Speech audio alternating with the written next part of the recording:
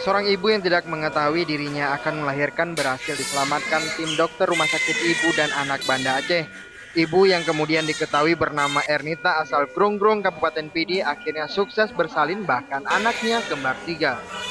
Ernita saat ditemui dokter sudah dalam kondisi bukaan dua dan mengalami hipertensi yang membahayakan dirinya dan bayi. Mulanya ia datang hanya untuk memeriksa kesehatan. Ia mengeluh mengalami pusing berat. Usai pemeriksaan, ternyata Ernita mengandung bayi kembar tiga. Dokter meminta dirinya untuk tidak kembali ke kampung halaman karena harus segera bersalin. Proses bersalinan berlangsung lancar. Dokter membutuhkan waktu selama 2 jam untuk operasi cesar.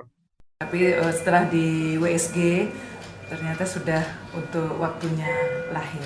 Sudah waktu. Iya. Kalau kondisi bayinya sendiri sekarang? WSG, ya. Kondisi bayinya sekarang, Bu? Kondisi bayi alhamdulillah sehat. Jadi sedang kita rawat di ruang NICU. Akhirnya Ernita melahirkan 3 bayi kembar, 2 laki-laki dan seorang perempuan.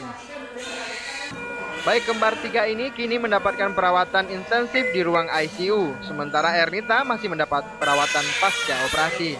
Dari Banda Aceh, Memun Saleh melaporkan untuk Aceh Video.